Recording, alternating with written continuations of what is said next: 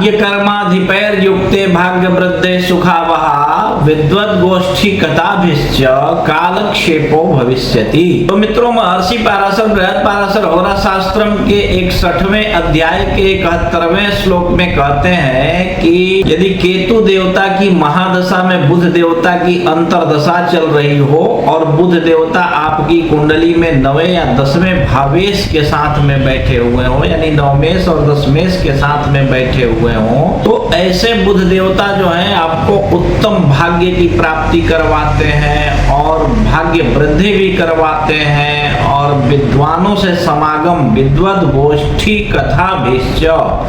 उत्तम बौद्धिक कथाओं का आनंद दिलाते हैं और अनेकों प्रकार के धार्मिक क्रियाकलापों में आपका समय व्यतीत होता है। षष्ठाष्टम व्यय सौम्य मंदाराहि यथेक्षिते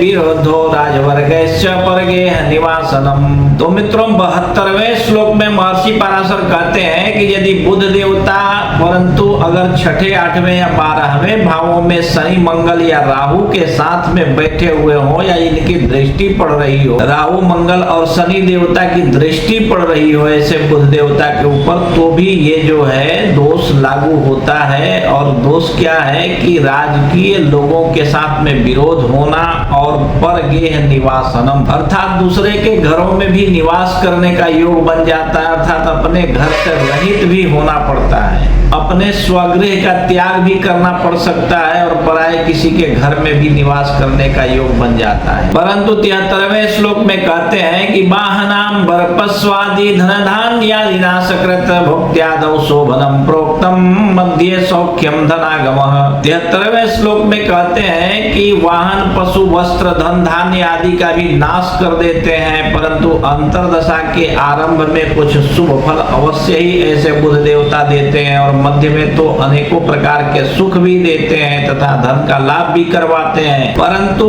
अंत काल में क्लेश देते हैं अर्थात अनेकों प्रकार के कष्ट स्त्री पुत्र आदि की ओर से भी पीड़ा देते हैं। कहते हैं 74वें श्लोक के पहले लाइन में कि अंते क्लेश करम चैव दार पुत्रादि पीड़नम अर्थात जैसे बुध देवता की अंतरदशा आरंभ होती है केतु देवता की महादशा में, तो उस समय काफी जो है कष्ट और धननाश आदि का योग बनता है। अर्थात जैसे ही केतु देवता की महादशा में बुध देवता की अंतरदशा आरंभ होती है तो कुछ शुभ फल की प्राप्ति अवश्य ही जातक को होने लगती है और मध्य में जाते जाते कुछ सुख भी आपको प्राप्त होता है निश्चित रूप से, परंतु अंते क्लेश करम चैव अंत काल अंत होते होते यानी कि केतु की महादशा में बुध देवता की अंतरदशा का जब अंत होने लगे, यानी 3 पार्ट में इसको बांट लीजिए और मान लीजिए कि 2 महीने तक बुध देवता की दशा का आरंभ है और 2 महीना मध्य है और 2 महीना अंत है, तो ये अंत काल में यानी कि लास्ट 2 मंथ में आपको जो है अनेकों प्रकार के कष्ट होने लगते हैं और तरह तरह के क्लेश की अनुभूति होने लगती है, क्लेश की प्राप्ति होने लगती है तथा इतना ही नहीं अपने स्वयं के स्त्री और पुत्रों से भी आपको बहुत ज्यादा कष्ट होने लगता है, समझ गए। तो मित्रों, निश्चित रूप से ये बुध देवता बड़े ही यहाँ पे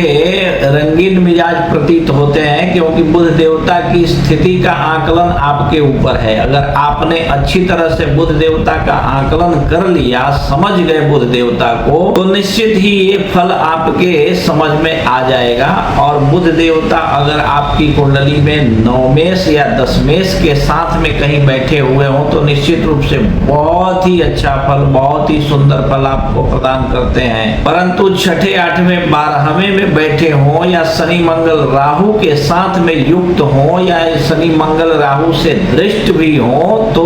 राजकीय लोगों से विरोध हो जाना, दूसरे के घर में निवास करने का योग बन जाना, वाहन पशु वस्त्र धन धान्य आदि का नाश आरंभ हो जाता है आपके जीवन में। शुरुआत काल में थोड़ा सा शुभ फल जरूर देते हैं और मध्य में कुछ सुख भी देते हैं, परंतु अंत जो होता है बहुत ही भयानक होता है, बहुत ही क्लेशदायी और कष्टकारक होता है तथा स्वयं की पत्नी और पुत्र जो हैं आपके लिए कष्ट देने वाले हो जाते हैं। तो बहुत ये समय जो है आपके लिए बड़ा ही खराब हो जाता है। तो बुध देवता की स्थिति को समझिए और सही तरह से फल का आकलन कीजिए और यदि आपको इसके बाद भी समझ में ना आवे तो आप अपनी कुंडली किसी कुशल श्रेष्ठ अनुभवी विद्वान ज्योतिषी को दिखाइए। और यदि कोई श्रेष्ठ विद्वान आपको आपके आजू बाजू में न मिले तो आप अपनी कुंडली हमें दिखा सकते हैं। आप देश विदेश कहीं भी रहते हो, फोन कीजिए, फोन पर अपॉइंटमेंट ले लीजिए और अपॉइंटमेंट लेने के बाद आप हमको फोन कीजिए। फोन पर ही हम आपकी कुंडली देखकर एक एक बात विस्तार पूर्वक समझाकर बतला देंगे। ठीक है।